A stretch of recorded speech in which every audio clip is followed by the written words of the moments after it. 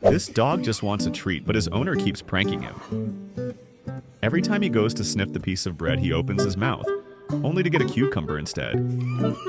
Confused, he starts questioning his canine instincts and even peeks through the hole to see what's going on.